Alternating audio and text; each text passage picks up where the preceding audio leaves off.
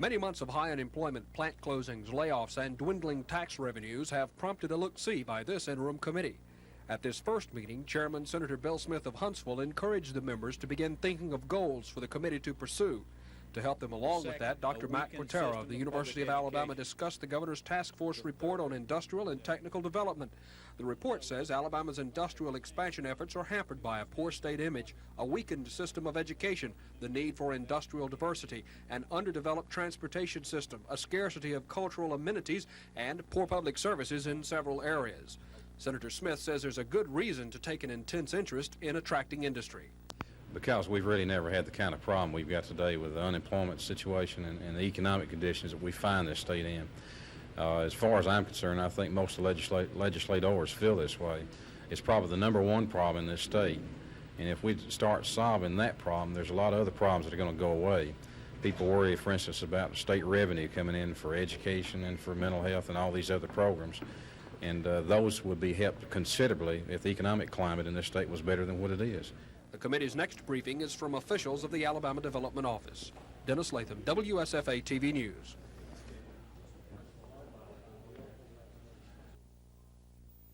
We took a prorated share of administrative costs, since what we do is provide services rather than spend the money in-house. We took a $500 million cut.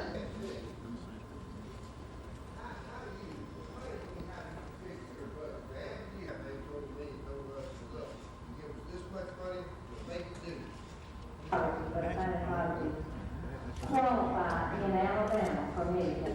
We pull in the federal share. For instance, next year, if we were not doing that, instead of the state of Alabama spending 54 instead of 15, and the state would have to pay it, have to pick it up. For the newly unemployed and the people whose insurance has been canceled. Senator, I think you are familiar with the financial system. Or Medicaid, President. About 75%. I think that equates to 15 and 16. This joint interim committee was created by the legislature in response to high unemployment and plant closings in the state. Right now, the 24 lawmakers on the committee aren't quite sure what they'll do to encourage new and expanded industry in Alabama, but they are finding out what other groups have recommended. Dr. Mac Portilla of the University of Alabama presented the governor's task force report on industrial and technical development. That report recommends a reorganization of the Alabama Development Office to, among other things, ensure a minimum of political interference. The committee will also hear from ADO officials before planning its course of action. On the other side of the building, still more lawmakers were discussing how to spend billions in state tax money. Medicaid Director Faye Bajano told the Joint Budget Committee that cuts in the Medicaid services are possible for next fiscal year. She says her agency has a dream sheet totaling $99 million for the fiscal year beginning in October, but Ms. Bajano says she's agreed with the Finance Department not to ask for more money. This means Medicaid will have to get by with only about $94 million. The budget hearings should last several more weeks. Dennis Latham, WSFA TV News.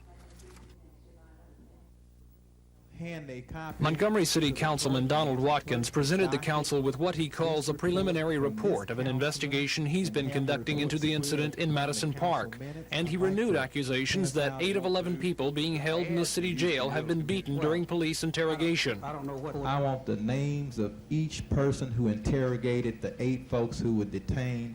I would like their photographs to go along with their names. I'd like to get that by Friday because I need to take it somewhere next week. We'll have to discuss it, 1 with the city attorneys, 2 with the district attorney, everybody involved.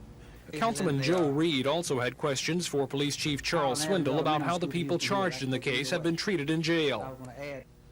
Now, I want to ask Chief Swindle now, Mr. President, whether or not will he deny or confirm whether any of those people in jail have been beaten, been touched one time.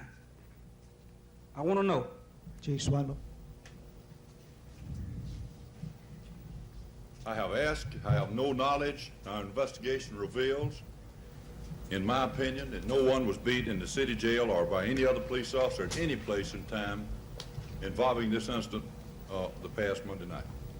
Mr. Swindle. Yes. Would you agree to let those officers take a polygraph test? I'm not going to get involved in any polygraph test, Mr. Reed. I think that would have to And listen, be- and I won't even look at it. You can do Mr. it. President, we had one question for the chief. Wait, Mr. Mayor.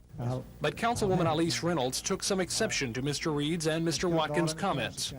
I find it very difficult to believe that we are talking about the prisoners and the fact that they have been beaten, and we're not talking about the police officers who were beaten, one almost to the point where he lost his life. There was other discussion about I the think we incident, need but to be Chief Swindle and Mayor Emery responsible Fulmer, for the most leaders, part, and I stuck to a don't think self-imposed that's what some of silence. these Process is in place, and we're not going to have anything else to say about it because it is not to be tried in the streets or in the media, but in the court where it's supposed to be, and that's where we're going to leave it. And again tonight, a call was made for community leaders to show restraint in talking about the whole affair. This We had time, to nothing me, whatsoever. nothing can be We more took no damaging position on it. to our community than the incident that we now have. If ever there was a time for cool heads and good judgment to prevail in our community, and leadership is to come forth both from the white populace and from the black populace, it's right now. Earlier today, a request from defense lawyers to reduce bond for the 11 defendants was denied. Later this Tom city, Foreman, WSFA I'm TV asking all News. of us at this time to use restraint and good judgment by letting this matter be. What we've got is a situation here that's been blown way out of proportion, and a lot of people are seizing this as an opportunity, in my opinion, to just incite the citizens against each other and to create racial strife and animosity, and it's totally unnecessary.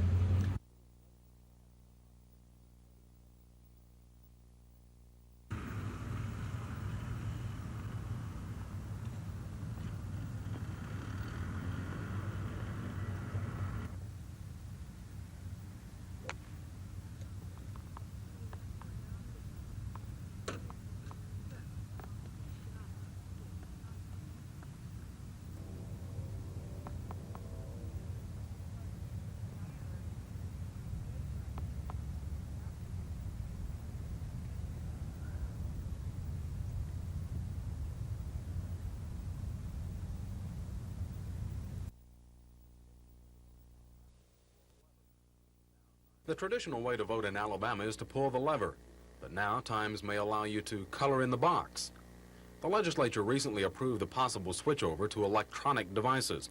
The bill's sponsor, Senator Jim Smith of Huntsville, says it will take fewer electronic machines, require fewer precinct workers, operate more quickly, and be safer against fraud than the current mechanical machines. Sort of a step into the 20th century.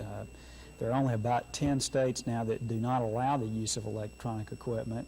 It's been in use since 1964. Several companies make the electronic devices, and Phil Foster, a Birmingham equipment salesman, explains how the machines work. As a voter enters the polling place, he would be handed a ballot and a secrecy folder. He would then go over to a voting booth and he would mark the ballot with a pencil. He'd then place his ballot inside the secrecy folder. He'd walk up to the voting machine and place it into the machine. At day's end, the precinct worker simply pushes a button inside the locked cabinet, and within seconds, you have a total. All electronic machines in the state can be patched together by phone, giving the central office statewide totals within mere minutes. But it may be a while before you see these electronic voting devices, since the U.S. Justice Department first has to approve any change in the voting procedure. Then each individual county has to decide if it wants to move into the electronic voting age. Chris Grimshaw, WSFA TV News.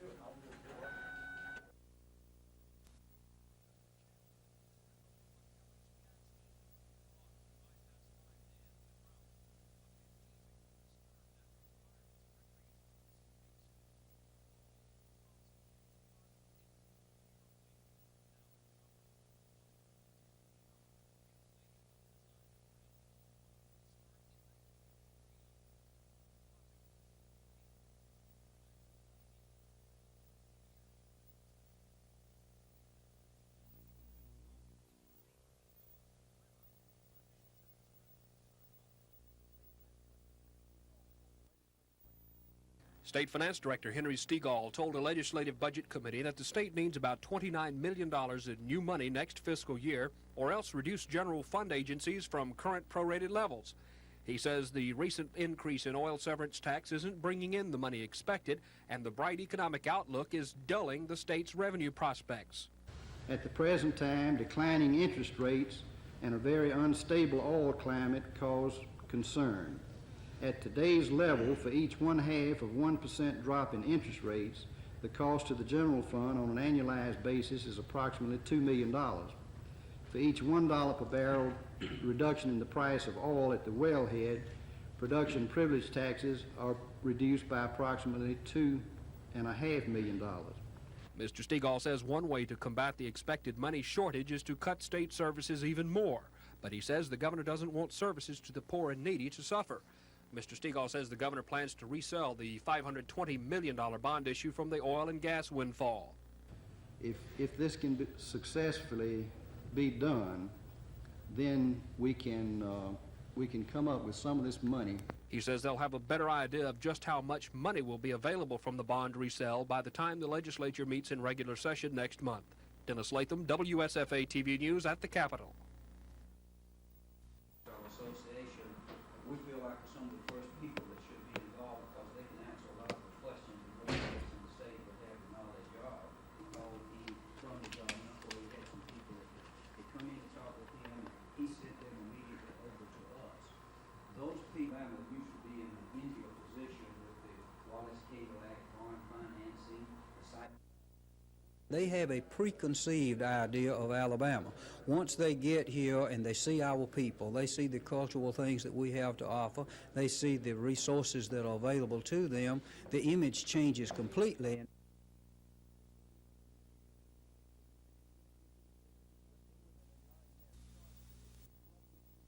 The 2 women and 9 men charged in the case left the city jail this afternoon and were transferred to the county jail to be released. Final paperwork for the $400,000 bond needed to get all 11 out of jail was completed at the county courthouse shortly before the women were transferred. When they came out of the county jail, they had very little to say about the events of the past 10 days. I'm very disgusted. Why so, ma'am? No, she can't answer. Well, I don't see this God is able, that's all. The 9 men had no comments when they left the county jail. Their attorneys say soon all 11 will go to their homes in Michigan and Ohio until a preliminary hearing is held. The judge who will handle that hearing says it may come within the next few weeks. At the present time, there have been a motion filed on behalf of the state to request a preliminary hearing. There's also been a motion filed to consolidate all of the cases of all the various defendants into one. Those motions are now currently under consideration. It should not have taken that long to come up with the bonding money for somewhat in the neighborhood of $500,000. This meeting, originally planned to help get the 11 defendants out of jail, instead became a call to make sure they stay out. The NAACP pledges all of its resources to aid and assist in this case. Across the United States, in fact, there are folks who are tired of being treated as if we don't count, as if we somehow or another are not American citizens as others, not endowed with the same rights and benefits and privileges as all other citizens. But while many black community leaders are saying some changes must come, they are also saying they must not come through violence. Tom Foreman, WSFA TV News.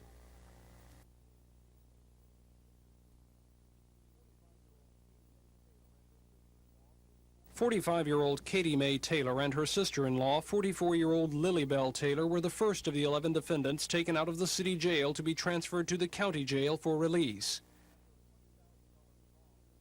The women were released after a $20,000 bond was posted for each. Final paperwork for the release came early in the afternoon. Black community leaders say the offers for help to free all 11 defendants came from many people.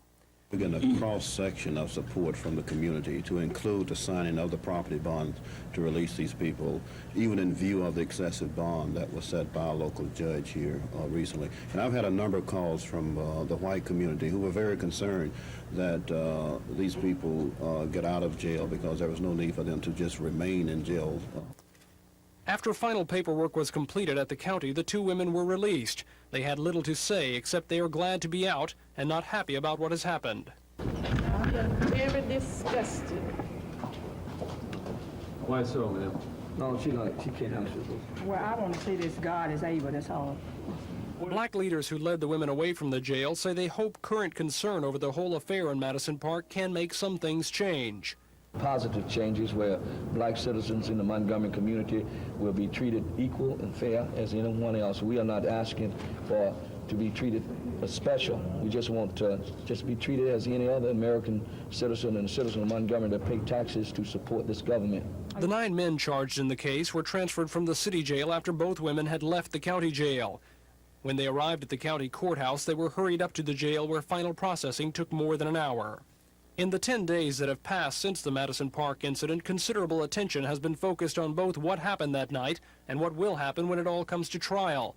However, when the men walked out, they had nothing to say about either the incident or the controversy surrounding it. But lawyers expect all of the defendants to have plenty to say when they talk with them about the case. The district attorney's office has asked Judge Craig Miller for a preliminary hearing on the charges against the 11. Judge Miller says that may come within a few weeks.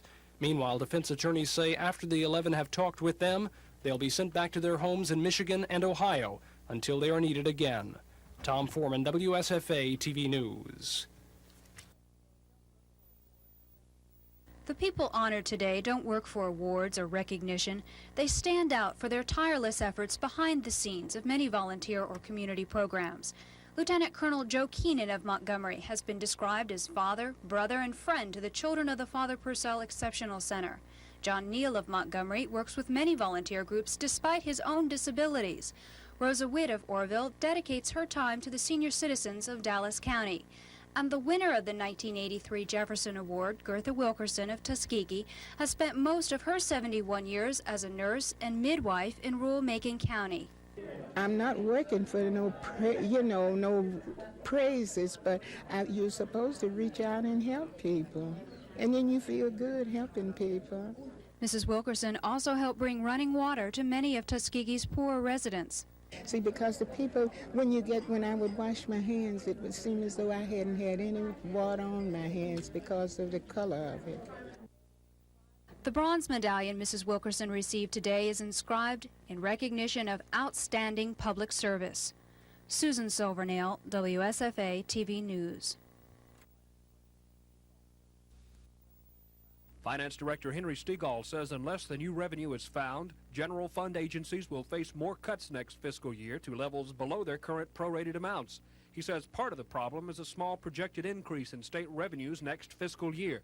The finance director says the state also owes $5 million to the federal government that'll have to be paid next year, along with more money for debt service and to staff new prisons. In the legislature's first special session, the oil severance tax was increased to help out the financially troubled general fund. At the time this occurred, these increased tax resources appeared to be a comfortable estimate. However, a reduction in worldwide oil prices causes a less optimistic anticipation of these additional tax revenues. Due to reporting and remitting requirements, it will be sometime in April before we will know exactly the effect of your legislation. Mr. Stegall says one way the governor hopes to raise some of the money needed is to resell $520 million in bonds made possible by the oil windfall money. He says because interest rates have dropped since the bonds were sold, the state could save some money by the resale. Just how much, he says, isn't known yet. Dennis Latham, WSFA TV News at the Capitol.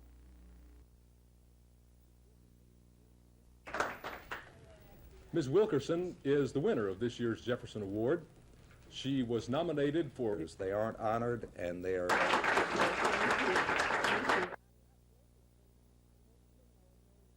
I'm not working for no praises, but you're supposed to reach out and help people.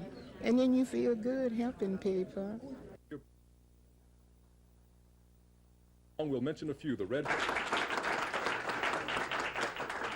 and a finalist in this year's Jefferson Award.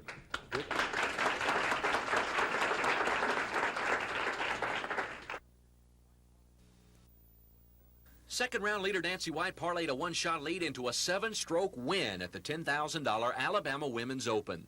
The Ontario, Canada native, seen here teeing off on 17, fired her second straight round of 3 under 70 and finished the 54-hole tournament at 5 under 214. White already had a big lead heading down the back nine, and by that time the attention had turned to second place, where Mary Murphy and Pat Ferrani were battling stroke for stroke down the stretch. Ferrani, playing with the leaders, faced this birdie putt on 18, which would have given her sole possession of second. But the Syracuse, New York native just couldn't get it to drop. She and Murphy, who hails from Naples, Florida, shared second-place prize money of $1,100. But this tournament was Nancy White's. In a fitting finish, she nails this nice birdie putt on 18 to capture her second straight WPGT event. And with winning becoming a habit, White now hopes things are looking up for a chance to play on the LPGA Tour. Tried for the first time this January to get my card and was not successful, didn't play that well, but this tour is just fantastic for an experienced tour and very good competition. We play great golf courses, and I'm looking forward to trying for my card again in August. For the win, Nancy White pockets a $1,550 check. She'll try for her third straight win next week in Tallahassee. At Lagoon Park, Rick Pons, WSFA TV Sports.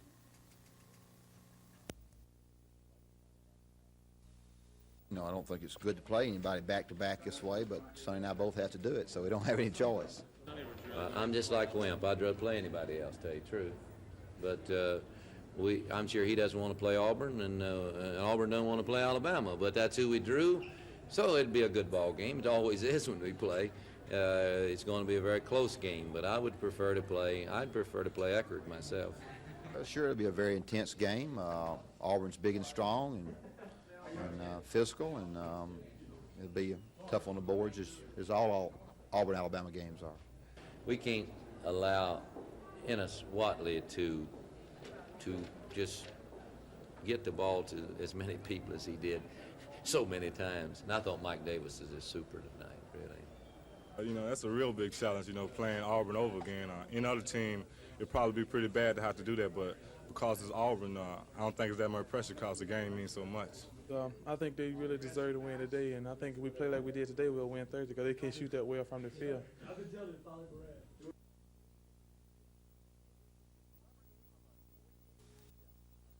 It's the rubber game of a 3-game matchup, a third meeting that neither team wants, but both must play.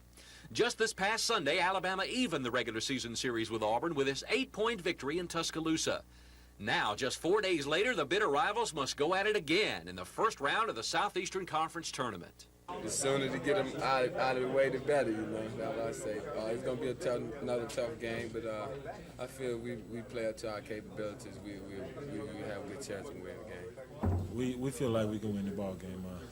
We done it in Auburn, and we almost done it tonight, so we feel like we got a great chance to win. I know it's going to be tough, but I think the team's going to play with the same intensity, and we're all going to come ready to play, and it's going to be a good game. Considering that we lost, I think we did play well, and this is what we really needed to have a good effort going into the tournament. So we'll be fired up Thursday, and it'll be a great game. Well, I don't think it's good to play anybody back-to-back this way, but Sonny and I both have to do it, so we don't have any choice. So it'd be a good ball game. It always is when we play. It's going to be a very close game, but I'd prefer to play Eckerd myself. Sure, Sonny Smith would rather play Eckerd, and so would Wimp Sanderson. But it's Auburn versus Alabama for the third time, surely to be the charm. Fasten your seatbelts. Tip-off is 6 o'clock tomorrow night in Birmingham. Rick Pons, WSFA TV Sports.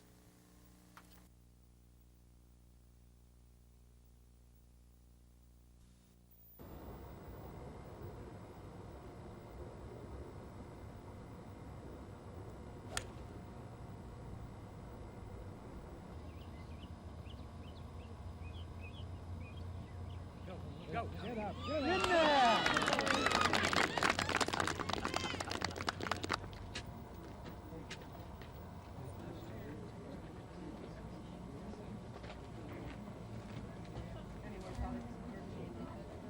There you go. Congratulations.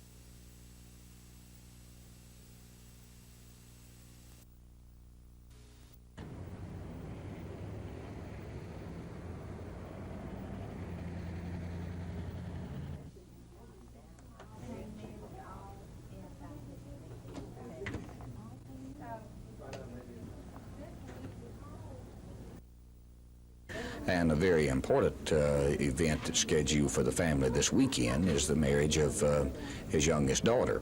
And at this point, we do not know what it will do to those activities as far as the governor's participation. I'm sure that the events will go on as planned, but naturally this reduces his schedule to the activities that he can take care of and accommodate from his hospital room.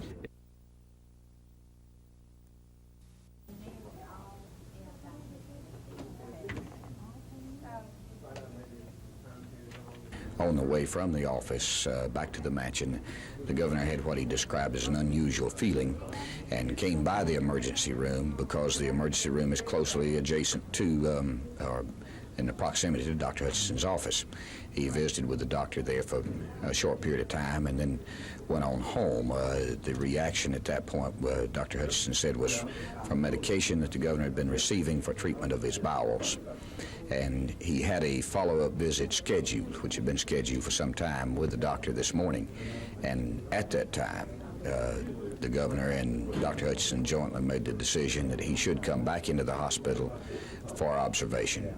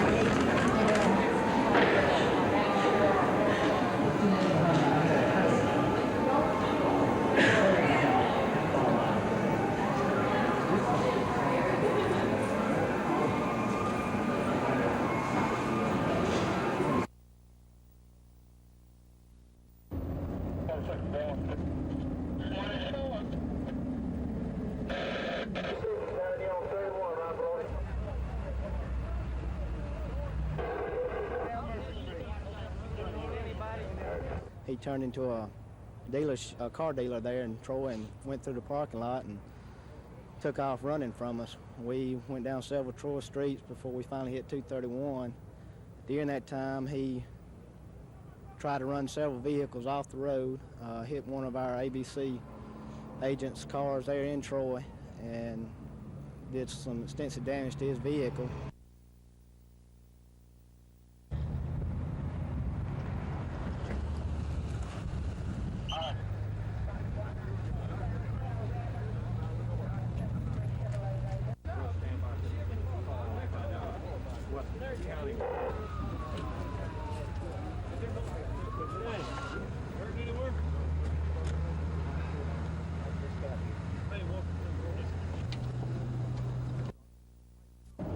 Authorities say the chase started in Pike County when Commissioner Ronnie Morgan spotted a truck leaving the equipment lot.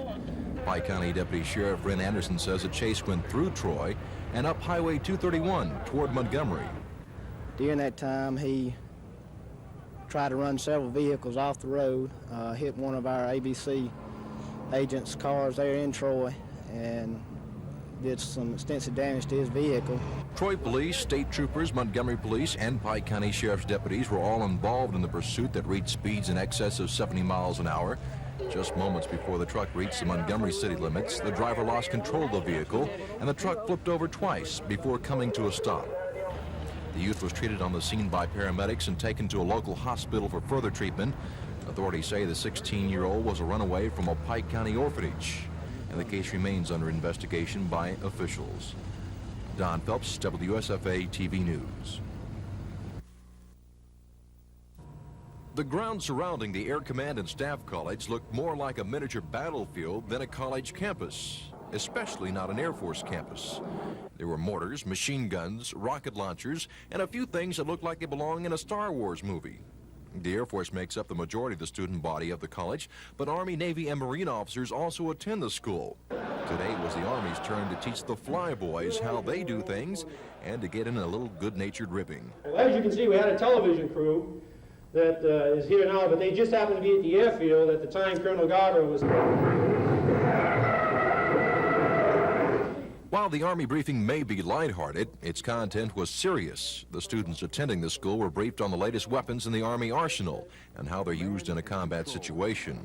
An Army advisor to the Air Command and Staff College, Major Jerry Flanagan, says the officers that graduate from the school will need to know the capability and limitations of all the branches of the armed forces. Many of these officers will go on to join assignments where they will work at higher level headquarters and will be required as staff members of those headquarters to provide a coordinated support, advise, and assist that commander in making those decisions necessary to provide a combat-ready unit. Don Phelps, WSFA TV News. The Chattahoochee, Flint, and Apalachicola rivers form a system that enables barge operators to ship goods in and out of Alabama and Georgia ports hundreds of miles inland. But during periods of low water flow, barges like this one have a hard time navigating the Apalachicola River south of the Woodruff Dam in Florida. The reason? Rocks. And it's the removal of these rocks by the Army Corps of Engineers that sparked a controversy between waterway transportation developers and environmentalists. The Corps of Engineers has been trying to remove the rocks since 1976, but so far, final permission hasn't been granted by the necessary state and local authorities in Florida. The dispute has expanded to include governors and congressmen. The Tri-Rivers Waterway Development Association, headquartered in Dothan, has petitioned the Secretary of the Army to exercise his authority and order the maintenance of navigation on the Apalachicola River. In other words, remove the rocks. Tri-Rivers officials say if that isn't done, the economic loss to Georgia and Alabama will be tremendous. According to their figures, more than 40,000 additional jobs could be created by 1990. About 16,000 in southeast Alabama alone. But some Florida officials apparently aren't convinced the rock removal won't hurt the environment.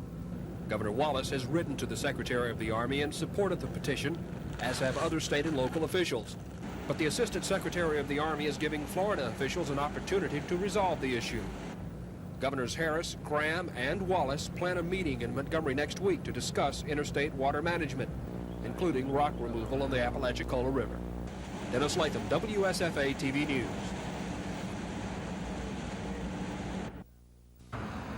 Chancellor Gunday's staff has found enough areas of concern that a closer look at allegations of unearned grades at Trenton and other complaints is underway. So far, we found there are some discrepancies in grades reporting and in programs that we need to examine further. There seem to be rational explanations for some of the grade situations, but not rational explanations that are acceptable from the point of view of quality education. And so I've had a discussion with President McClammy this morning about how we need to proceed in examining that further and then coming to a kind of resolution to it that's satisfactory to us.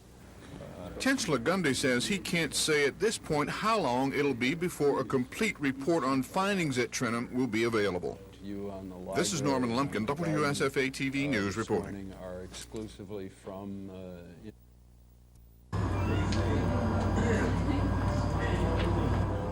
Marvin, what makes you come down to give you plasma?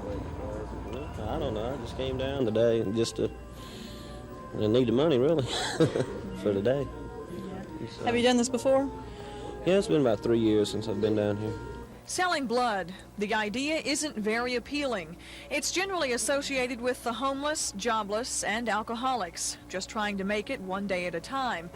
But that stigma no longer exists. These people, for the most part, are employed and just need extra cash, or recently laid off and have no other means of income. Dad, what brings you down here? Pick up a little extra money. Do you come very often? Maybe 2 or 3 times a month, something like that. Does this help you out?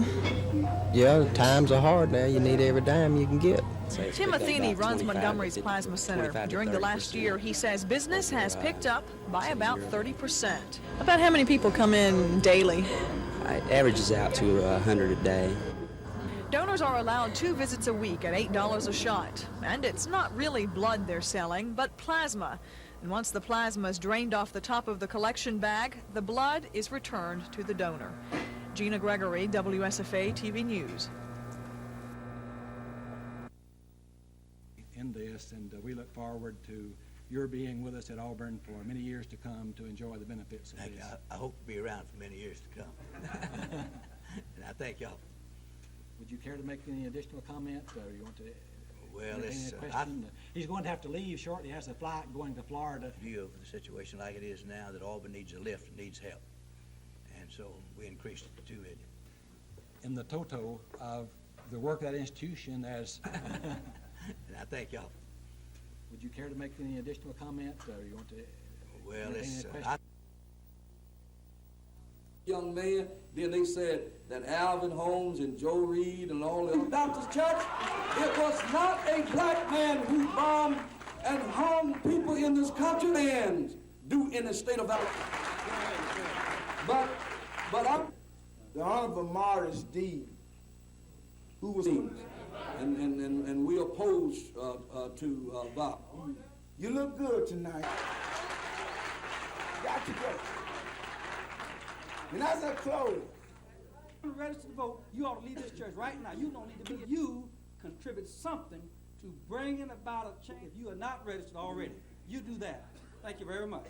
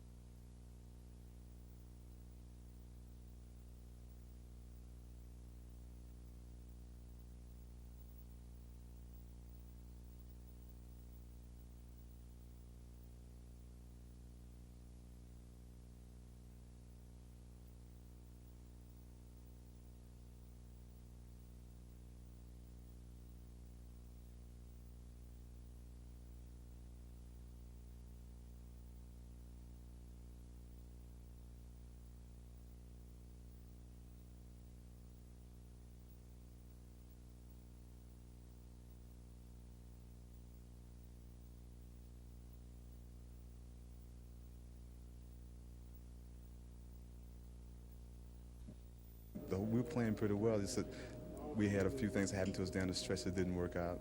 The momentum shifted their way, and we put a lot of pressure on ourselves to score. They were playing good defense, and they were playing good offense. We weren't playing good of either. Y'all had as much as a 10-point lead there in the second half. What happened down the stretch? How did you lose it? I think we just lost control of the game. I personally had a couple bad plays, and I think our team, we kind of fell apart a little. Like I said, a lot of pressure. We had nothing to be ashamed of, I don't feel like, because I thought everybody played great. And I'm just glad we finished the season, you know, with a lot of effort. I'm proud of this team. It's not hard to get behind it, you know, this league. You know, all the teams are so, you know, balanced and, you know, well coached. You know, you can't give up when you behind. You just have to steady, you know, build on, you know, coming back, and that's what we did. We had patience. What was the secret to coming back and winning? Man-to-man defense, the pressure defense. You know, we put man-to-man defense. We was pressuring them. Everybody was hustling, fighting their hard side, because, you know, we want to stay another day, another 2 days. Kentucky tomorrow night. What about the Wildcats? Yeah, I want them. You know, I want to play the best teams. You know, I feel like the only way to prove that we are back is beating the best team. We're gonna take them one at a time. Can you take them? Oh, we can get them.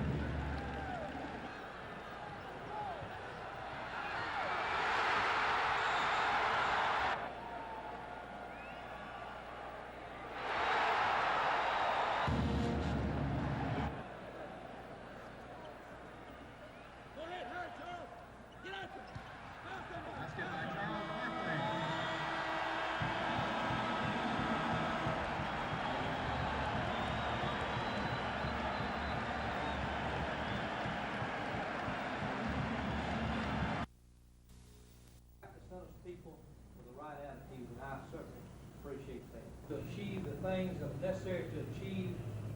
You cannot give an order unless you know how to take one. You cannot discipline others. Yes, sir. Yes, sir.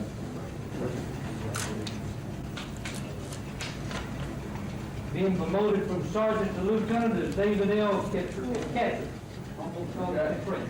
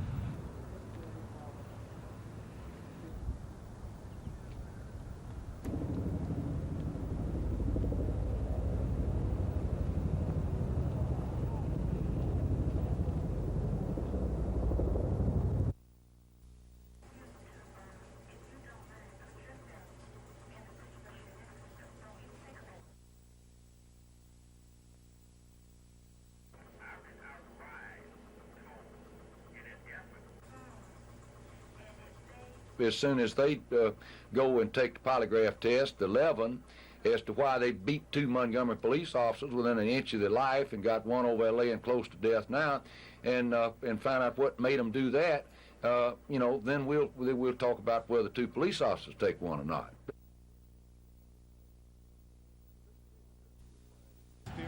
Mr. Davis says he was fired in January by the Kmart Apparel District Manager Nancy Andrews for poor performance. Mr. Davis, who has worked at the store for the past 10 years, says his problems with the store started when he ran for Lowndes County probate judge last year.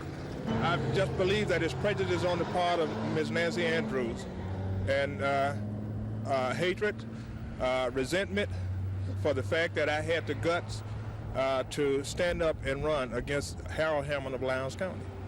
Vice President of Operation Push in Montgomery, Harvey Walkley, says black leaders support the protest. You said you wanted to bring Kmart to their knees. How do you expect to do that? By to the knees is to stop treating black people like dirt. How do you expect to do that? By the picket line. Whitehall Mayor John Jackson says he plans to submit a resolution to the National Black Mayors Conference calling for a nationwide boycott of Kmart. The general manager of the Southern Bypass store, Ellie Wilson, says he had nothing to do with the firing of Mr. Davis. He says that was done by Kmart Apparel, which is a different entity from the Kmart store. Mr. Wilson says the floor space used by Kmart Apparel is leased out by the Kmart store. Officials with Kmart Apparel were not available for comment. Don Phelps, WSFA TV News.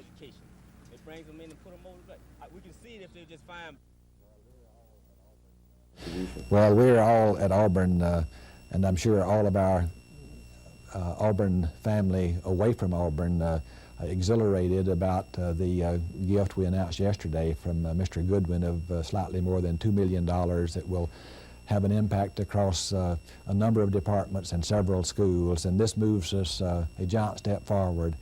We're now at approximately $44 million committed on the nearly $62 million goal that was established. We can reach that very quickly. I'm convinced that by the time the new president is here, we can have reached that goal, and then we'll move on to additional goals.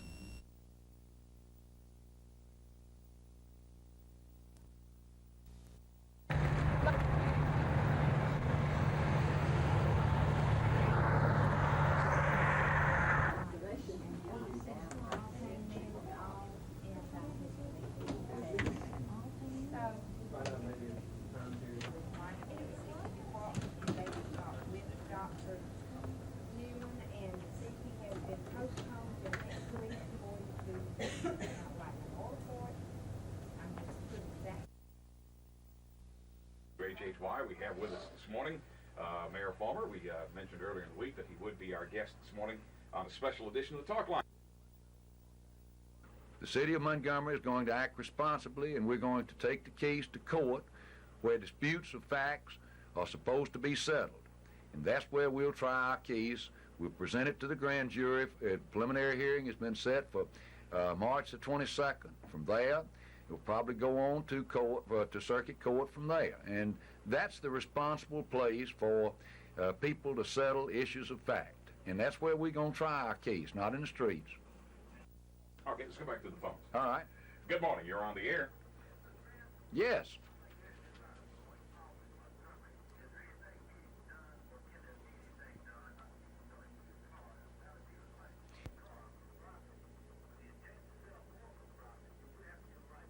Yes, sir. The only problem is proving.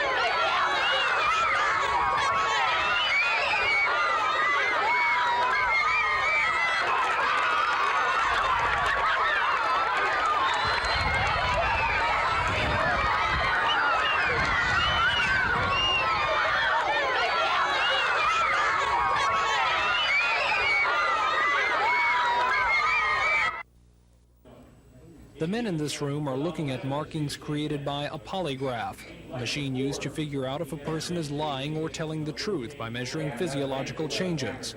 This is the annual state conference of polygraph examiners, and it brought together examiners and law enforcement officials not only from all over Alabama, but from neighboring states as well to learn more about polygraphs. But while learning the latest techniques for polygraph use may make the machine more effective, another concern of some people at the conference is convincing the public that the polygraph is reliable. The conference chairman, Cecil Johnston, says many people fear the polygraph test, even if used for employment purposes, will reveal what they consider private information. He says when it's used properly, that's just not so. Many people have this apprehension of taking an examination like this, or most any other style of examination, but it's up to the examiner to satisfy that particular person on it that there is nothing there that is going to create any awkward, difficult, or problem situation for him, so long as he is being a truthful person. Both Mr. Johnston and the state president of the Association of Polygraph Examiners, Al Silvani, say calling the polygraph a lie detector is misleading. Polygraph is used more for the exoneration of innocent people, people who have no guilty knowledge. And you'll find that polygraph examinations are used in a great majority of cases in order to hasten an investigation, in order to focus and channel investigative effort. It has nothing to do whatsoever with establishing his guilt or innocence. But public acceptance of the polygraph test may or may not have any bearing on courtroom acceptance, although some states do allow the results of polygraph tests in courtroom proceedings under certain conditions. Other states don't allow them at all. Tom Foreman, WSFA TV News.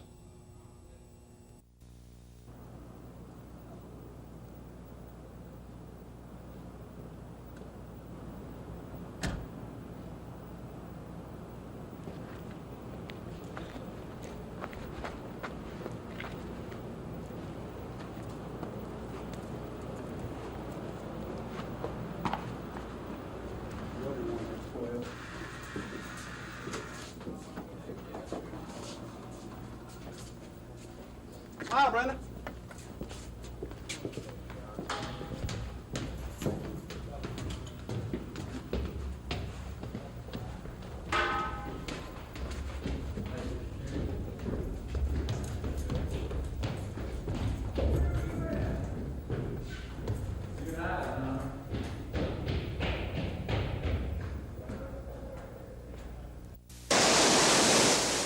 what you're seeing is the first wave of that annual onslaught of college students to the beaches for spring break.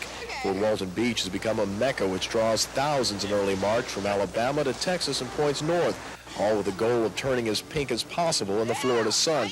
They will take home memories, but more importantly to us, they will leave behind their money. There were 6 of us and brought down about 175, something like that. I came with a friend of mine, and we brought about $200-300 each. Although downtown business is a little slow right now, that should change as the kids start looking for souvenirs. The merchants are ready, carrying the custom T-shirts, the trinkets, and of course having plenty of lotions on hand. The sales of all of these items, of course, forming the basis for the local economy. Businessmen say the first economic signs of the season are pretty good, and there are even some predictions that sales will run 20% higher this year than they did in the 1982 record season.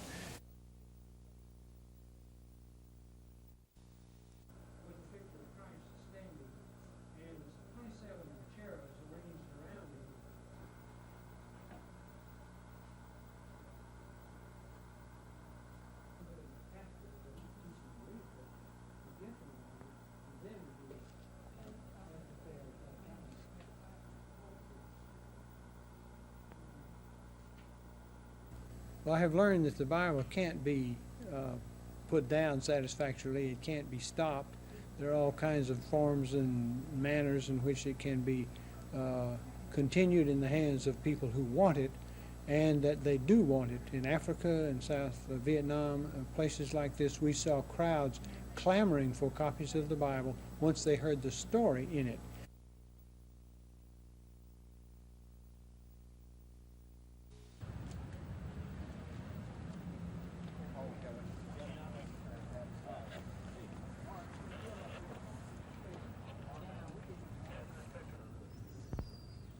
I just soon have. I think they're moving down this level right here.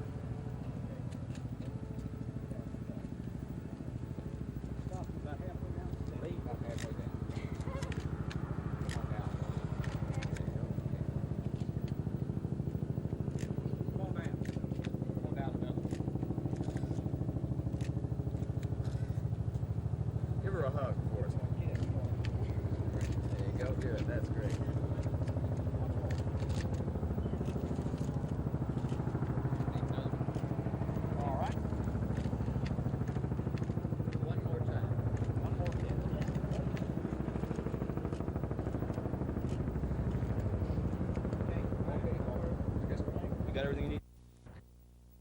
Representative Carruthers is entitled to his opinion like anyone else, and certainly we respect his opinion. But I think that Representative Carruthers and others will see that they have a very active governor. Anyone can get sick, and I might point out that it has been a considerable length of time since Governor Wallace was passed in the hospital until just here recently. So the governor has no disease. He has nothing that is not something that can be remedied in a short period of time. So that'll take care of itself. And if someone cares to make a statement of that nature, this is a free country, and as I said, they're entitled to their opinion.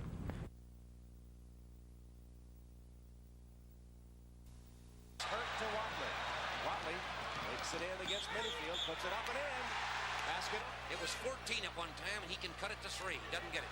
Missed it though, but Wyndham with a rebound. Cliff Wyndham has it. It could be a 4-point trip. The foul is whistled on Jim Master, his third. Here's Johnson with a stuff. It'll count, and he's fouled. A screen for him. Watley's Master picks him up on the switch. Turpin's there too. Watley still goes for the basket and rolls in. Can't believe that he can get it to go down. Getting touched. 4 field goals this half already for Watley. Steal. Williams. He got it. It took it away from Walker. They're trying to fire up his charges. Minifield says somebody else foul. I've got 4. 33, 32, 31, 30. And Master fouls. Let's see if it's a 2-shot foul. Oh, he made it. In the first half, but fighting for their lives. Watley shot on its way. Master is open. Shot up and on its way. Collision under there. No good on the shot. The foul is going to be on. It's in the first half. Trailing by 6 at halftime. Comes back to beat Kentucky with a furious stretch run. Alabama wins it going away by a score of 69-64. So Alabama advances to the semifinals. They'll meet Mississippi State tomorrow night. Once again, Alabama had to dig themselves out of an early hole to come back for the win. It was the inside-outside game that propelled Kentucky to the early lead. On the inside, here's Melvin Turpin with 2 of his 19 on the alley-oop slam from Dirk Benefield. Jim Master was popping on the perimeter. He had 20 to lead the Cats, including that 20-footer. When Master drove for this bucket and drew the foul, it looked like it might be a Kentucky blowout as the Cats led it by 14. But this Bama team won't die. They fought back to close it to 6 when Buck Johnson hit the 7-foot turnaround. Johnson had a great game with 17, 41-35 Kentucky at half. Start of the second half, perhaps the turning point of the game. Enos Watley with a driving layup and foul made it 41-37. Watley, who led all scorers with 21, misses the free throw, but Bama rebounds and Johnson gets the ball for the driving baseline layup. It falls and he draws the foul. He made the free throw to convert the three-point play, and suddenly Kentucky's lead is just 1. Alabama later took the lead for good at 57-55 when Bobby Lee Hurt hits the turnaround over Turpin. They ran it to 5 before Kentucky stormed back. This layup with a foul by Dirk Benefield cut the tie lead to 1 with the three-point play. But the Cats never regained the lead. With Alabama still up by 1, they put it in the icebox with 3.5 minutes remaining. Finally, with 23 seconds left, Master intentionally fouls Watley. Watley, a man with ice water in his veins, calmly sank both free throws to put the Tide up by 3. 3 more free shots gave the Tide their 69-64 win over Kentucky and a date with Mississippi State in tonight's semifinals.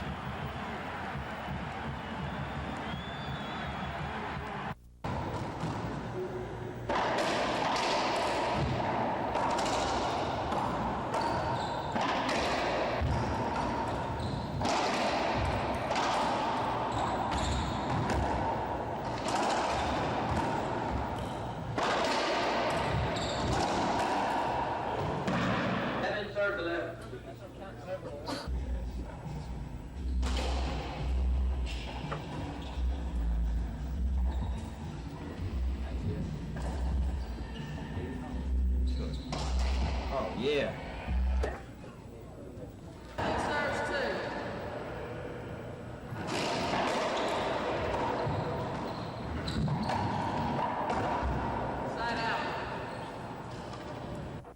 First half, North Carolina State in red. Sidney Lowe misses the jumper, but he gets his own rebound, feeds Thurl Bailey, who scores. Bailey with 17 points for State. Lowe now here on the drive has his shot blocked by Brad Daugherty. The ball comes to Jimmy Braddock. Braddock goes in and scores on the layup. Braddock with 7 points, but the Tar Heels trailed 41-39 at halftime. In the second half, Braddock finds Michael Jordan inside. His shot is rejected by Thurl Bailey, but Sam Perkins puts in the rebound. Perkins with 24 points. With 51 seconds left to play in regulation, Carolina trailing 70-68. Perkins misses the banker, but freshman Brad Daugherty tips in the rebound. We go to overtime, tied at 70. In overtime, Curtis Hunter feeds Sam Perkins down low. He hits the banker, putting the Tar Heels up 75-72. But Derek Wittenberg caught fire for the Wolfpack. Here he hits the three-pointer. He scored 11 of his 14 points in overtime. With less than a minute to play, Wittenberg puts State ahead for good with the baseline drive. NC State upsets North Carolina 91-84. They meet Virginia for the Atlantic Coast Conference Championship on Sunday. I'm Michael Stone for NBC News. The Boston College Eagles took on the St. John's Redmen for the Big East Championship at Madison Square Garden. First half, BC in white, Michael Adams, the alley-oop to John Garris. He led the Eagles with 32 points. For the Redmen, Chris Mullen, the feed to Billy Goodwin, who scored 14 of his 20 points in the first half. Later, Goodwin returns the favor. He hits Mullen for the basket. Mullen led St. John's with 23. They led 40-37 at halftime. Second half, David Russell gets the pass. He drives and dunks. St. John's wins the Big East Championship, defeating Boston College 85-77. I'm Michael Stone for NBC News.